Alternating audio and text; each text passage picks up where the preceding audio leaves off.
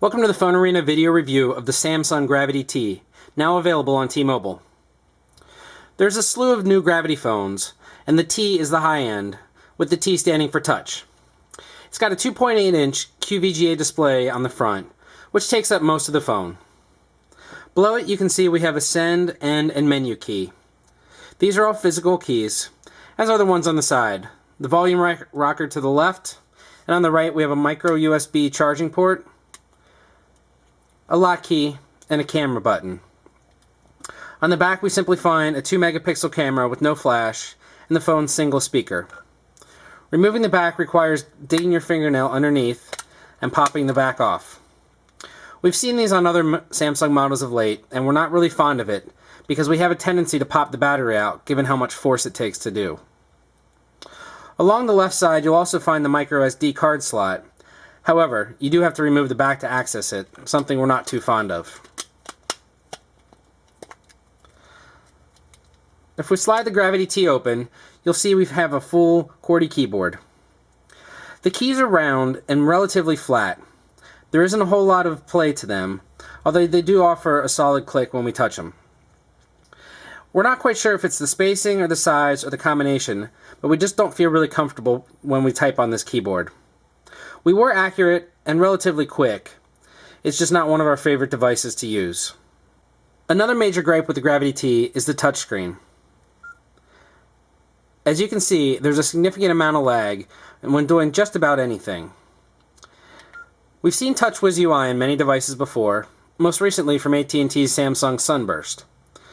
It ran relatively quickly on that device, and even though it was a low end, it wasn't bad at all.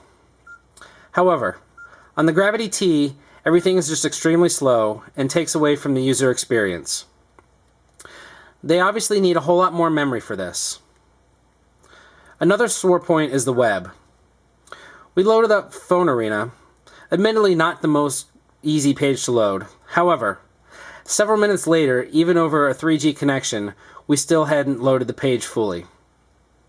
In terms of rendering, things are okay. There's no multi-touch here, so we can't pinch zoom in and out. Instead, they use an awkward press and hold, and then keys come up on the screen to use the zoom.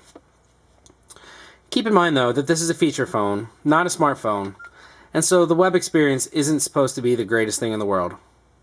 However, T-Mobile is charging $80 for the Gravity T, just slightly below phones like the MyTouch 3G and Samsung Behold 2, both of which run Android.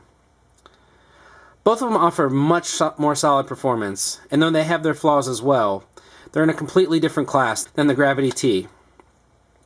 Samsung's normal build quality is here. However, the materials they use are relatively cheap. The plastics don't feel all that solid, and though the spring mechanism is nice, as you can see, it takes a little while for the screen to catch up with the rotation. The Gravity T would definitely have a nice place in a lineup if it were $30 to $50 less.